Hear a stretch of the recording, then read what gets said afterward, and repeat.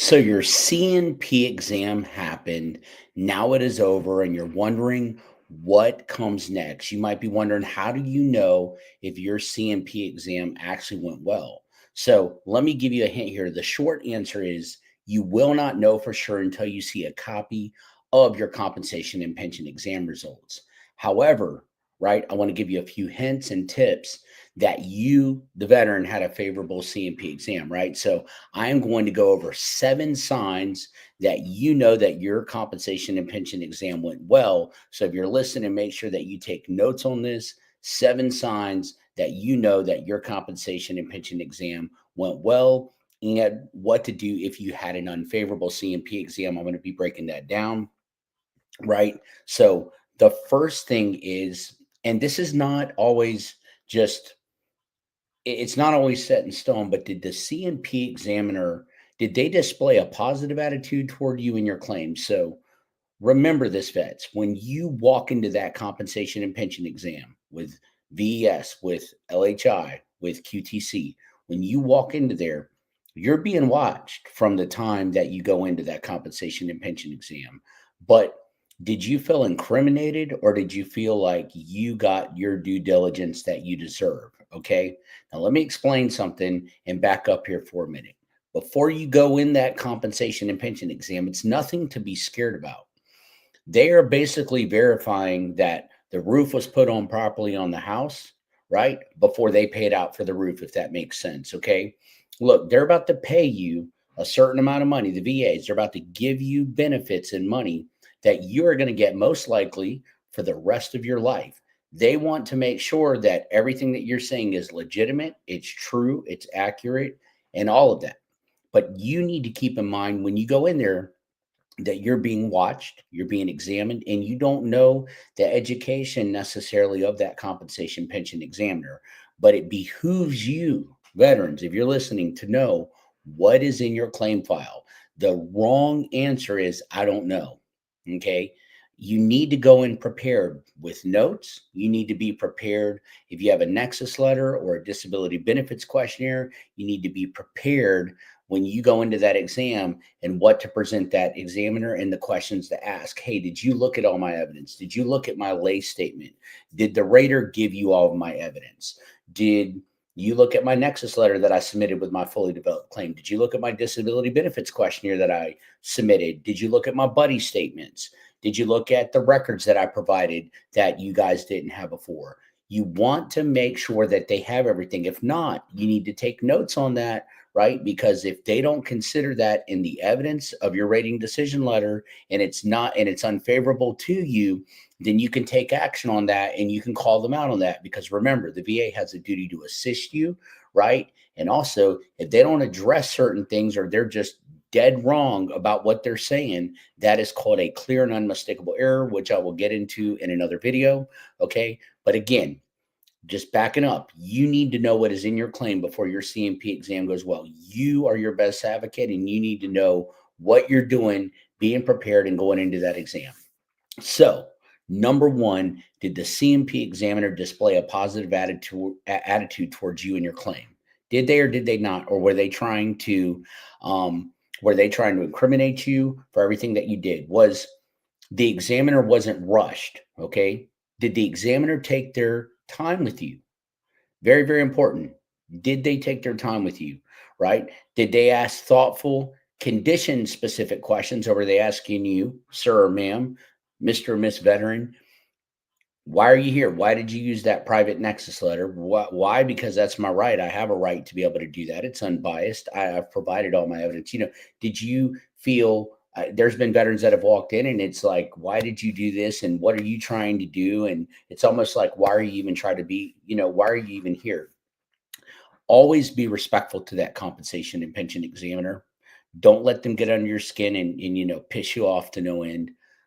Let them, you take notes if you feel that it was unfair. If you had a CMP exam or you got one coming up and you feel that your CMP exam is unfair, you call the 1-800-827-1000 number and you tell them, whoever it is, that doctor, that person with LHI, QTC, Veterans Evaluation Services, they were unfair during my rating and during my compensation and pension exam, I felt incriminated more than as a veteran. So I'm asking and requesting for a CMP exam. You want to make sure that you get the best exam because you're the one that raised your right hand. Okay.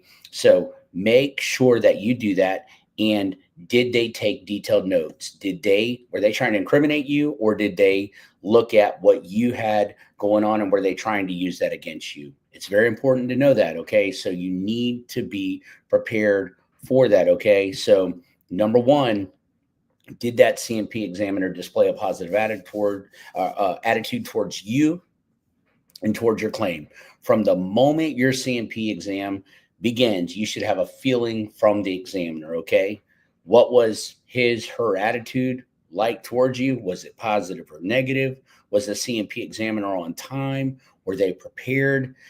Did they review your VAC file and any supporting evidence that you submitted? Again, hence, that's why I said I back up before I go into this first sign is, did you have all the evidence on the front end? Okay. Did the examiner did they have a response? Were they caring to you? Did they have an emotional response to basically any of the things that you were struggling with, whether it be mental health, whether it be physical, whether it be chronic pain, whatever it is that you're dealing with? Did they at least show some empathy, some sympathy towards that? Or were they just, dude, here, it's like looking at a brick wall. You're going to know that, but make sure that you take notes. Okay. Make sure that you're respectful no matter what to the CMP examiner. Make sure that you don't over exaggerate to that CMP examiner. Make sure that you don't undersell yourself. Okay. Make sure that you don't minimize anything as well, too. There's a veteran, just there's some veterans, I'm telling you, that just they go in there and they minimize and they just shoot themselves and dig themselves a huge hole. Okay. All right. Number two, the next sign is the accuracy and the completeness of the CMP exam. Okay. Sometimes, listen here carefully, the CMP examiner, they will show you and they'll even tell you their write up, and you have a right to ask them that. Is there anything that you want to know? Uh, what did you write down? This is a clear indicator that the CMP exam went well. Okay. And you do have a right, is what I'm getting at, to ask that compensation and pension examiner that with all due respect. Okay. So let's go. If you filed a PTSD or a mental health claim, whatever it is, okay, did the CMP examiner ask you questions about your life before, during, and after the military service? Did they ask you, how are you being impacted by your mental health occupationally and socially now? Did he or she ask about your mental health symptoms and how those symptoms are impacting, are impeding, or negatively affecting your work, again, occupationally, life, and social functioning? Did they or did they not? Did you use specific examples of how your PTSD, depression, whatever it is that you have, mental health, right? And this is mental health specific right now, how that condition adversely affects your day to day activities? Did they or did they not? Right? For non mental health claims, for musculoskeletal claims, right? Migraines mostly are done through ACE exams if you submit all the evidence that's there, or it'll be done over telehealth. But the non-mental health claims, musculoskeletal conditions, etc. Did the CMP examiner use a goniometer to measure your range of motion, your up and down, your forward, your range of motion? That's what they're going off of. Did the examiner ask about any painful motion that you may have, right? Remember, veterans, key tip here, do not bend down more than where your pain starts, okay? And you need to let them know, at my worst, yeah, I can work through pain and I could bend down more. However, at my worst, this is where my pain starts, okay? And you need to let them know, out of a 30-day period, at my worst, there's days that I'm missing work, right? I'm having to go to my physical therapy appointments. Sir, ma'am, did you see that in my notes? Did you see that in my claim file? And also, there's one day every 2 months I'm missing work. I'm missing work due to the pain, right? And there's things I used to be able to do and like to do, working out, etc. My quality of life is impacted, and also I have a very hard time at my worst. This is how far I can bend down. You've got to be clear about that and understand that. Okay. Did he or she ask about any limitations because of your disability? Did they or did they not? Were x-rays, MRI results, or any other basically objective evidence reviewed by the examiner? Yes or no? Did the examiner conduct basically a thorough, accurate, and complete exam, answering all of your questions, or did you feel rushed? Or did they do the DBQ with you, right, for your condition and asking you if there's anything you'd like to add to the record? Yes or no? An accurate and complete mental health CMP examination should take a minimum of 30 minutes, right? With some initial exams, depending on the complexity, could take 2 to 3 hours, right? Some of the non mental health exams could take 15 minutes or so and still be adequate for rating purposes. But make sure you're going to get a feel for it, veterans, if you have an exam coming up, if it is being adequate or not, if it's fair or if it's not, if you feel incriminated or you don't during that exam. Okay. Very, very important. Number three here, the medical opinion. It's very important. The medical opinion is favorable and includes the word at least. The words at least as likely as not is very important. So if you filed a claim, vets, for a new primary or secondary disability condition, the CMP examiner is required to give their medical opinion regarding service connection. Very important. They write that on that disability benefits questionnaire for whatever condition you filed for. A favorable medical opinion will include the words at least as likely as not. Okay, which means that it's a 50-50 chance, whereas an unfavorable medical opinion will say less likely than not, which means it's less than a 50% chance according to that physician, doctor, or medical professional. At least as likely as not, right? Or more likely than not means your condition will be service connected, and the VA rater will then assign the appropriate rating based on your severity of symptoms most of the time. Now, remember, the rater's got to get it back in their hands and they still got to adjudicate your claim. And, you know, but it should be coming back and meaning that, hey, if it's at least as likely as not, more than likely than not, highly probable, then you should get, that should be a very key indicator that your claim should be approved.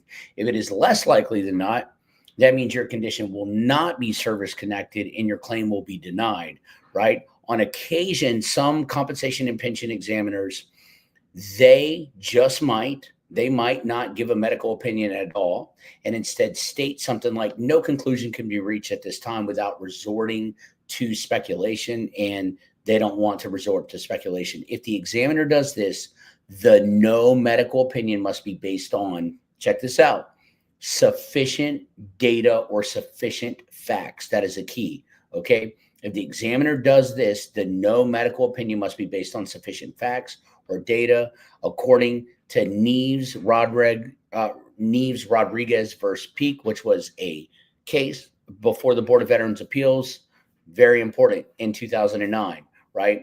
So the no medical opinion, if there is no medical opinion in that DBQ, right, then if the examiner does this, the no medical opinion must be based on sufficient facts or data.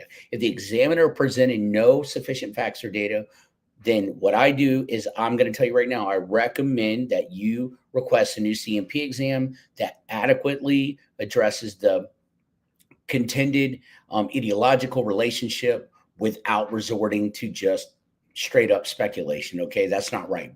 So here's what I'm getting at. Let's cut right to the chase. The VA has a duty to assist veterans, to assist you, to assist me, and it should request a new compensation and pension exam with a medical opinion that is absolutely sufficient for rating purposes. Okay. So again, make sure that you understand a favorable medical opinion will include the words at least as likely as not, more likely than not, in fact, highly probable, which means it's a 50-50 chance, whereas an unfavorable medical opinion will say less likely than not, which means less than a 50% chance, veterans.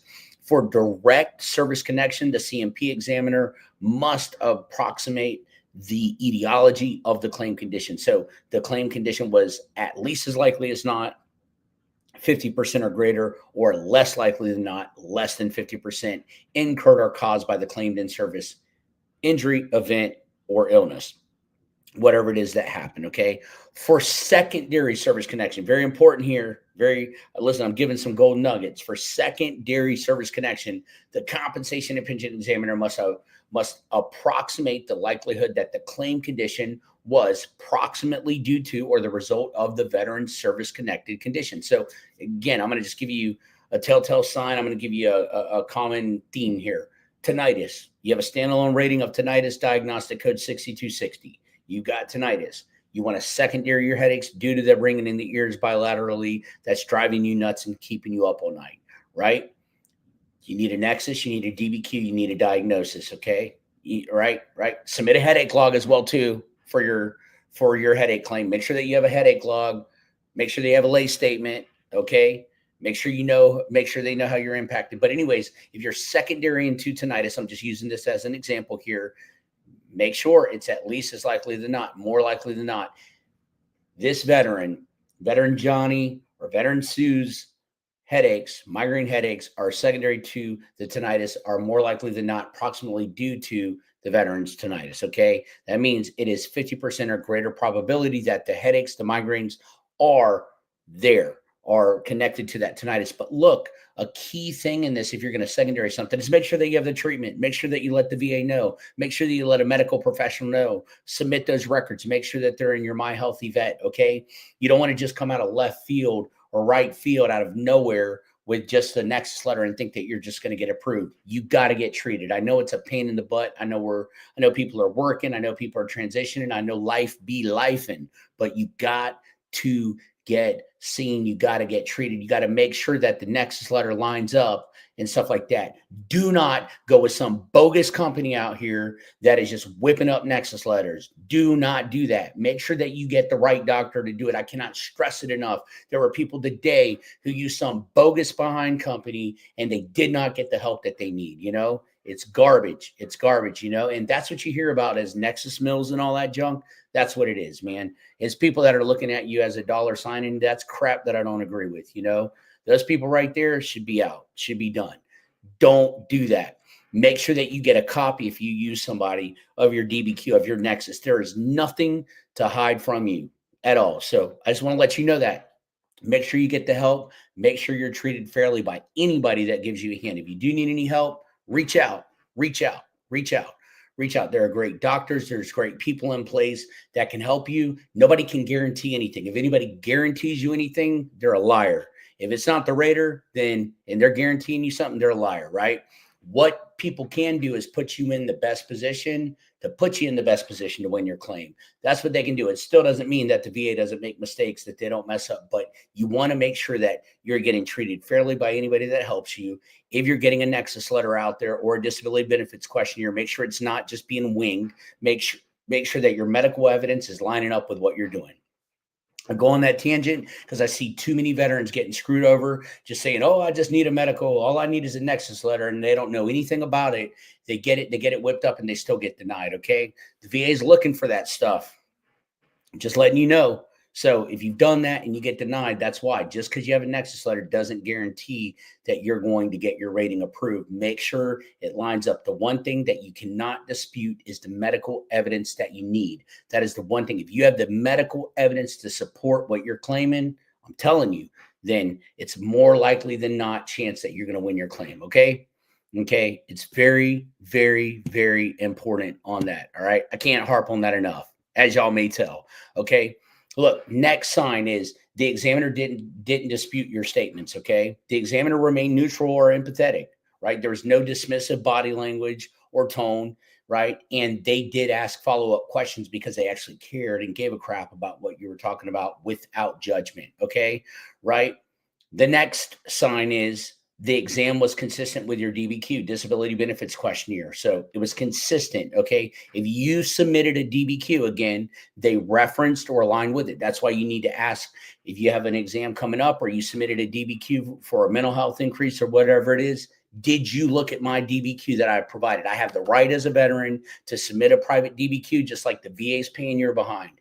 Did you look at this evidence? If they did not, then you need to take notes on that. You need to let that know. Hey, all evidence submitted. I'm just letting you know, VA, y'all didn't consider all of it. So if I get denied, I'm coming right back. And then look, that's why the higher level review is available where you can call them out and let them know you did not consider all my evidence because I went to my C&P exam. I was prepared and educated. I asked and they did not look at my DBQ. That's unfair to me. You did not consider all my evidence, right? Again, mention to even to your C&P examiner how to get a DBQ and why it matters. Let them know that you have that right and that you provided that. Okay. Right. If you need it. Okay. Look, number 6, You left feeling heard and you left feeling understood, right? Emotional impression matters, vets. It matters. It doesn't mean you'll 100% get approved, but it's a good indicator. Now, look, I will throw up a little switcheroo here to you. A lot of there's some CMP examiners, they'll smile in your face and they'll sit there and deny you as well too. So, look, they're not your friends, they're not your buddies. You ain't going out with them after you get done with that exam. So just keep it simple. Don't talk more than you need to talk to. Right to the point. Know the facts. Know your medical evidence. Get in, get out. Next thing, if you received a letter or a follow up for further exams or tests, right? It can be a sign that the VA wants to build a stronger case. It's not always a bad thing. Many veterans freak out. What am I getting this thing for? Oh my God, I'm waiting on this. We're constantly checking our claim, right? This is especially helpful for complex claims like PTSD or even TBI, right? Because remember, the VA's got to verify these incidents and these stressors happen. So as they're doing it and they're trying to build your case, or maybe they don't have everything, and maybe it's muddy what they're looking through. They're trying to figure that out. So I just want to let you know that if you received a follow up, sometimes for further exams or tests, it could be a good indicator. Okay, and listen here. What doesn't always mean it went badly, okay? Examiner being neutral or quiet, okay, is what I'm saying by this.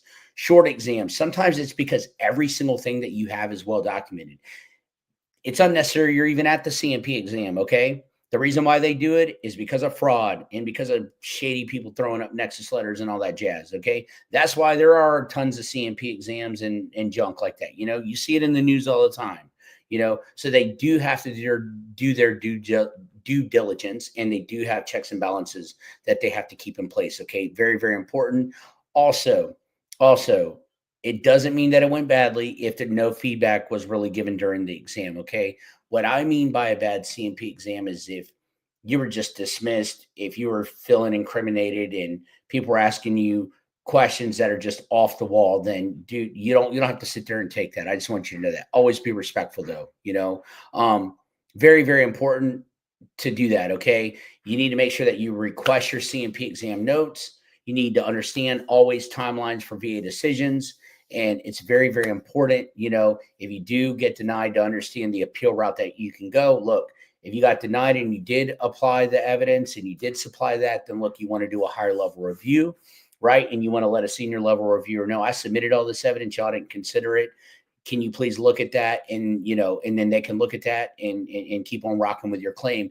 If there's something that they need and something's missing, and that I don't have that big 3 in-service treatment stress or diagnosis, and that you need to bring in new and relevant evidence, make sure it's new, make sure that it's relevant, make sure it was not considered as evidence before. If not, the VA will automatically dismiss that. You'll get a letter right back in the mail. Make sure your evidence is on the money. Make sure it's on point, okay? It's very, very important, right? The CMP exam is one piece of the puzzle, very important, right? I want to encourage you with patience. I want to encourage you with persistence.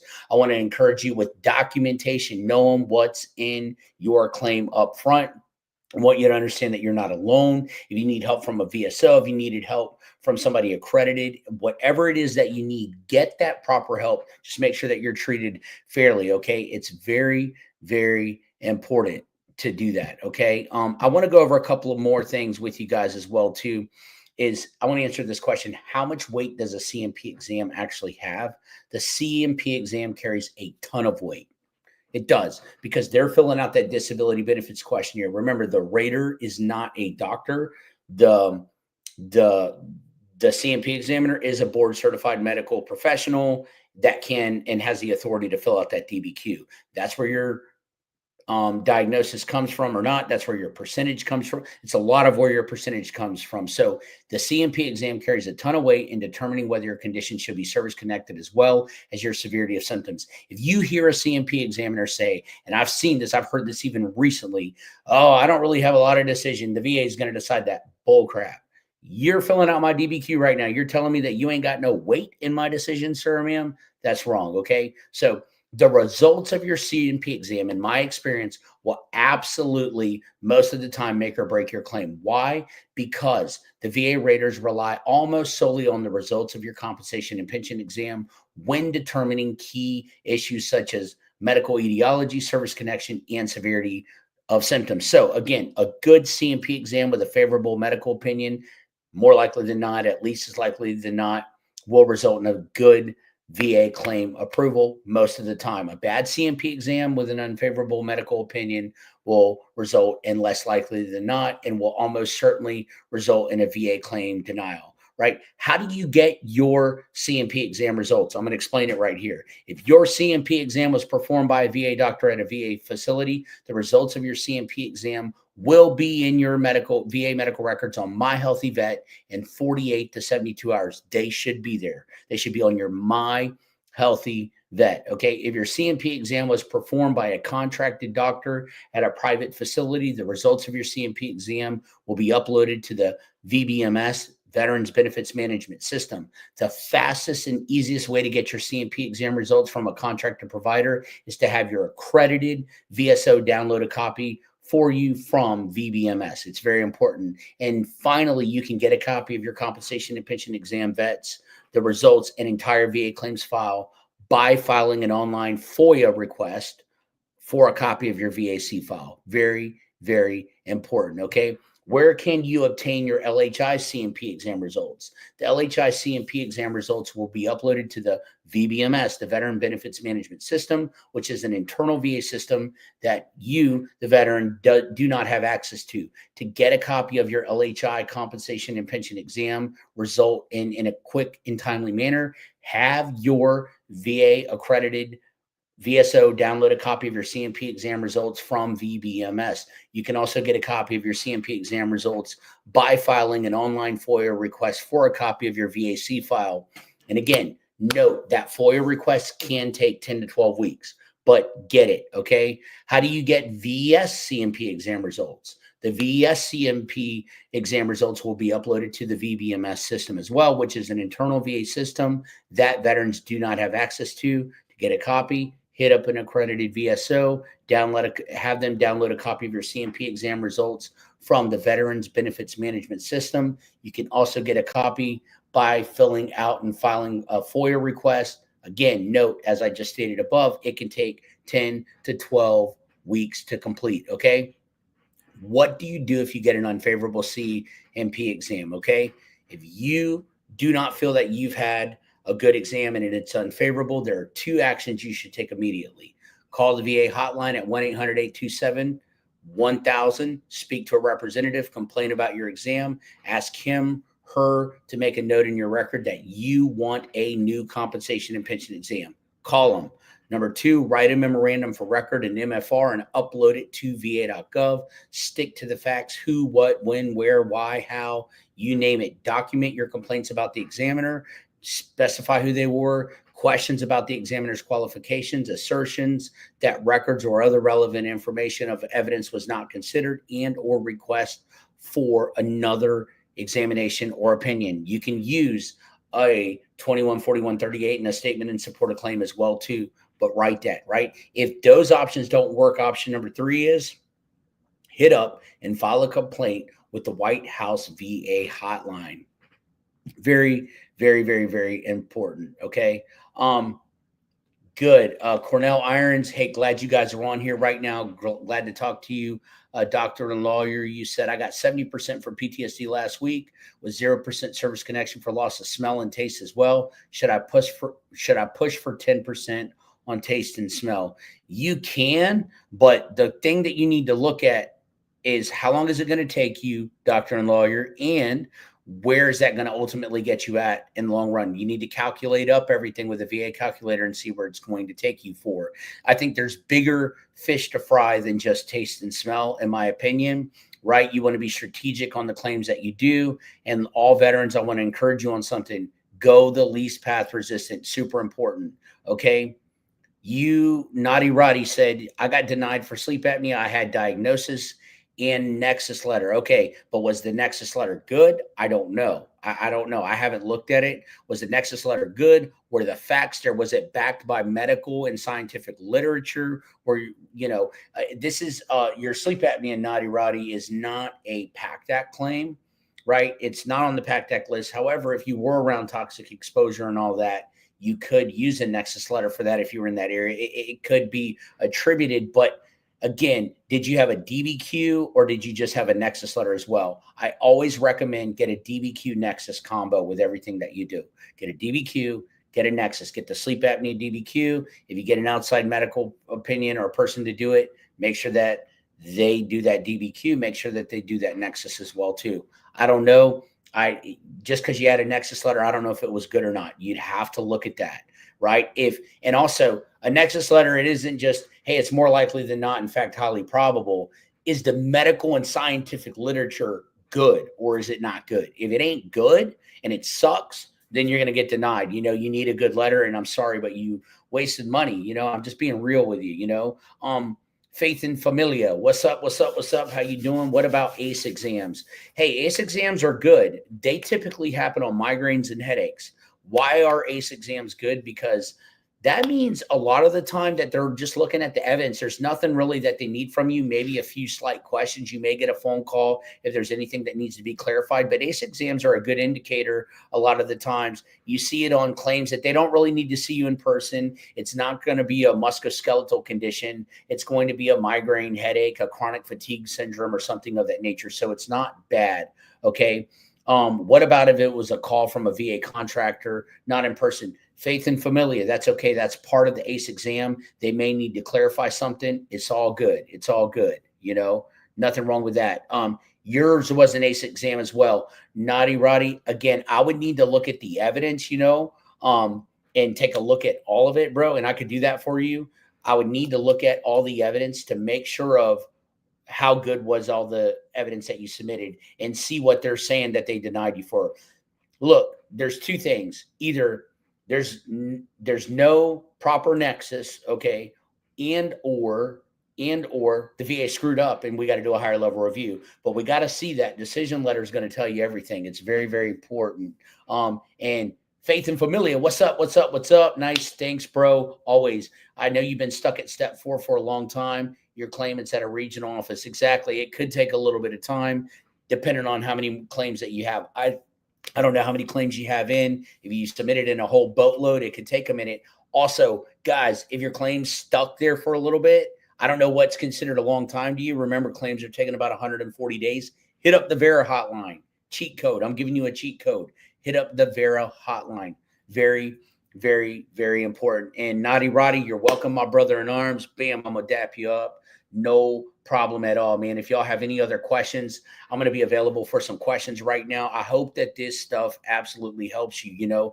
These are 7 signs that every veteran needs to know that can help you with your claim to say, hey, I feel good about it, But again, do not assume that these compensation and pension examiners are your friends. Do not. Stick to the facts, even with your primary health provider as well. And let me give you another tip. Don't ever refuse medication, even if you aren't popping it all the time. I'm not saying that you need to pop pills, but have it as needed. At least don't refuse with the VA. Try things, test things, do what you need to do, but don't just tell them to go kick rocks. Okay. Very, very important. Okay. Ked P, what's up? What's up? You filed a BDD claim and it is currently in step 5 pending retirement on 1 September. Congratulations, brother. Thank you for your service. I appreciate you, my brother. I'm going to dap you up. Boom. Thank you, brother. During your mental health CMP exam, you felt rushed and was not afforded the opportunity to express all my symptoms. Brother, listen, man, you got to get help. If you don't feel that way, brother, then you got to get help. You got to hit up the VA. You got to hit up 1-800-827-1000. I'm going to put it in this comment here. 1-800-827-1000. 1-800-827-1000. I got to make sure I'm typing it in there. Bam. That is the hotline. You can call them 1-800-827-1000. Hit them up. See what's up. Right. Also, vets, make sure that you get your results. It's very, very, very important. I'm going to send the link right here, how to get your FOIA request. Okay. It's with VA form 10206. You fill this out and you submit this in to get your CMP exam. So, Ked P, check this out. There's a FOIA request to see if you really want to know how your exam did. File that FOIA request. Also, go to your VSO and have them download your CMP exam results. I just gave you that cheat code from the Veterans Benefits Management System. Very important. Should you submit KedP says, should I submit a personal statement to explain and provide the remaining symptoms that the examiner did not provide in my DBQ? You can do that. You can do that. Absolutely. Just say this stuff was not considered. However, if you don't feel that it was a good CMP exam, you really want it to go in the DBQ. In my opinion, I don't know how long ago your DBQ or how long ago your CMP exam was, KedP. However, I would call the VA and I try to get a new CMP exam if it's close enough. If it's been a month ago or 2 months ago, yes, you can submit a statement and you need to see where the cookie crumbles. But I would also get that DBQ, bro, to try to find out what they put in there, because sometimes you may feel like it's unfavorable, but guess what? It may be favorable. You just aren't getting good vibes off them. Okay. It's very, very important. Sherman Baker says, put in a nexus in my claim on the doctor, put at least as likely as not twice. The VA came back and said the doctor said it might be connected, waiting on a higher level review. Okay, got you. Now remember, that statement is great, but also if you put in a nexus, remember, think of it like a research paper, medical scientific literature research paper. Make sure the proper evidence is there too. Look, the evidence is the key and it sets the tone for the nexus letter, whatever we're trying to prove. So make sure you're getting treatment. You get what I'm saying? If you're secondary something, don't just wing it up out of nowhere. Okay, I got tinnitus, I'm going to do headaches. Make sure you're getting seen. Make sure you're getting some medication issued. Make sure you got a headache log. Make sure that you're complaining to your doctor. Make sure that you got a personal statement in there. Make sure that you've got some time. Sometimes people rush things way too quick after they get denied, or they try to just go, and it ends up coming back and biting them, So, hey, listen, I always say this: do things on the front end right. Most of the time, a lot of the time, more likely than not, a higher probability of the time, you will get better results. You will get the help that you can need. It's worth it. These benefits are for life. You know what I'm saying? Do you still need medical records submitted with your claim forms, even VA would retrieve them? Absolutely. Absolutely, JW 119. You do. Don't ever assume, because the VA, guess what? They don't even look at everything sometimes. Some of these raiders are brand new, man. They're a bunch of greenhorns, some of them, and they're just coming in, I'm telling you, and they ain't looking at everything. They're dealing with a lot of claims, and they're going through it. You just don't know. You're dealing with individuals, man. Some person may not look at everything. Don't just assume. Submit every single thing that you can on the front end. The worst case scenario is this: they got too much. They got it doubly. Who cares? You know what I'm saying? Give it to them. Let them know this thing's a problem. I'll give it to you 3 times if you want it, JW119. Submit in your medical records. Give them the evidence. Put it clearly in front of their face so they cannot deny you, cannot refute it. It's worth it. The worst thing you want to do is wait 5 months and then you get stinking denied because you didn't come prepared or you didn't get the right help. Naughty Roddy, how do you get a hold of me? I'm gonna respond to you right now, my brother. I'm gonna respond to you right now. Right? If anyone wants to reach out, info@veteransclaimservants.com, and then we can go from there, brother. Also, if anybody wants to fill out a get started form, you can go to veteransclaimservants.com, fill out the get started form. We're here for you, we are here for you, man. We've helped out thousands of veterans over the years since I've retired, and you know why? I got screwed over. So I'm just telling you, man, I've seen it. I've been there, done it. The one problem that Shaker says he sees a lot, or they see a lot, is when they get a denial letter that the evidence they provided wasn't used. So now they need to go to higher level review to point it out. You are so right. And that's what I'm saying. It just happens. That's why if any company's out here and you hear a homie or a friend or a sister or a brother and they're telling you, oh, just use the next letter. Look, man, nothing is guaranteed. Nobody can come on here and tell you anything's guaranteed, because that happens right there. You can submit all the evidence. Everything can be up front and they still miss it. They still just come out. They don't even consider it. They just deny you. It runs right through the AI. It goes through an initial reviewer. Nobody takes their time for it. And then we got to come back and higher level review it. It does happen. Okay. All right. I'm going to continue going on away from some of the questions here. And, but listen, I shared that, the link for the VA form 20-10206. I shared that in the link here as well too. And I shared the VA hotline with you. Super important, guys. Super important. Again, call the 1-800-827-1000, right? Write a memorandum for record. If you need to, do a new CMP exam, okay? But again, I'm going to recap with you guys and gals right here, okay? It's very, very important, okay? How do you know that your CMP exam went well? All right. Look, the CMP examiner was positive. They weren't incriminating you. They had a positive attitude towards you and your claim, right? There was accuracy and completeness. There was thoroughness of your CMP exam. You didn't feel rushed, right? You feel like you were given the due diligence. You feel like you were able to talk, that you had a little bit of a voice. And then look, you need to come prepared, okay? The medical opinion needs to be at least as likely as not, more likely than not, highly probable. That is super, super important, right? Very, very important, guys, gals, okay, that you know that, right? Were you able to fully explain your symptoms? Did the examiner take their time? Did the examiner have access to your records? Did they dispute your statements or not? Right? Were they neutral? Right? Did they ask follow up questions without judgment? The exam was consistent with your DBQ, your disability benefits questionnaire. Was it or was it not? If you submitted a DBQ, did they reference or align with it, or did they not even have it at all? Did you even ask that question? You left feeling good. You left feeling heard and understood, not feeling incriminated. You received a follow up for further exams or tests, right? And look, what doesn't always seem so good doesn't mean it went badly, okay? Just because somebody was neutral or quiet, and stuff like that, don't gauge it. Look, if you want to be set up for success, get everything right on the front end. It's the key to success. I'm giving you the keys right now. I am giving you the keys.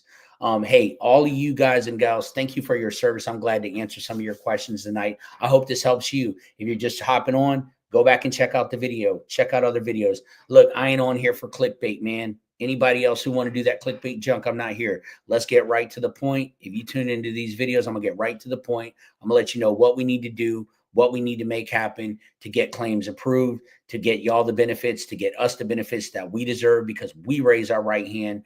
We served, we deserve, you deserve. Stay in the fight. Do not give up. The worst thing you can do, the person who could take you out the fight, is you.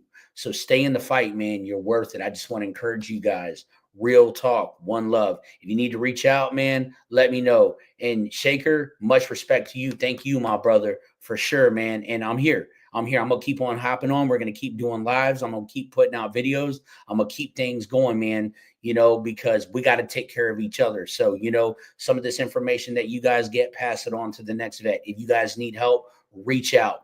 Any company out there, anybody who does things, we are less than any of them. Any of them, any of them, any of them, period. I don't care what anybody does. You know what I'm saying? We ain't worried about that, man. You ain't a dollar figure. You're a veteran. Get the help that you need, period. You know what I'm saying? Faith and family, God sent. One love, bro. Straight up. Always God first in every single thing. Thank y'all for tuning in. Love you guys. I'm going to be back on. Peace.